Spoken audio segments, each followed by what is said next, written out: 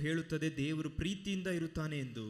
நம்முடைய கர்த்தராகிய இயேசு கிறிஸ்துவில கூட அன்பு நிறைந்தவர். ನಮ್ಮ ದೇವರಾದ ಯೇಸು ಸ್ವಾಮಿ ಕೂಡ ಪ್ರೀತಿ ತುಂಬಿರುವ ದೇವರು. சபையை நேசித்து தம்மை தாமே ஒப்பு கொடுத்தார் என்று வேதம் சொல்லுகிறது. ಸಭೆಯನ್ನು ಆತನು ಪ್ರೀತಿಸಿ ಆತನನ್ನು ಅದಕ್ಕೋಸ್ಕರ ಒಪ್ಪಿಸಿಕೊಟ್ಟಿದ್ದಾನೆ ಎಂದು ವೇದವು ಹೇಳುತ್ತದೆ. பரிசுத்த ஆவியானவர் அன்புள்ளவர். ಪರಿಶುದ್ಧ ಆತ್ಮನು ಕೂಡ ಪ್ರೀತಿ ತುಂಬಿರುವವರು.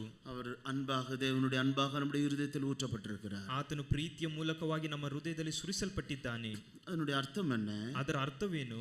நாம் கூட அன்புள்ளவர்களாய் மாற வேண்டும். ನಾವು ಕೂಡ ಪ್ರೀತಿ ತುಂಬಿದವರಾಗಿ ನಮ್ಮನ್ನು ಬದಲಾಯಿಸಿಕೊಳ್ಳಬೇಕು. சாதாரணமாக யோவான் எழுதின சுவிசேஷம் 3ஆம் அதிகாரம் 16ஆம் வசனம் எல்லாருக்கும் தெரிந்த ஒரு வசனம். ಸಾಧಾರಣವಾಗಿ ಯೋವಾನ್ಗೆ ಬರೆದ ಸುವಾರ್ತೆ 3ನೇ ಅಧ್ಯಾಯ 16ನೇ ವಚನ ನೀವು ಎಲ್ಲರಿಗೂ ಗೊತ್ತಿರುವ ವಚನ. எத்தனையோ கிறிஸ்தவர்கள் வேத புத்தகம் பாராமல் மனப்பாடமாக இந்த வசனத்தை சொல்லுவார்கள். ಎಷ್ಟೋ ಕ್ರೈಸ್ತ ಜನರು ವೇದ ಪುಸ್ತಕವನ್ನು ನೋಡದೆ ಈ ವಚನವನ್ನು ಹೇಳುತ್ತಾರೆ.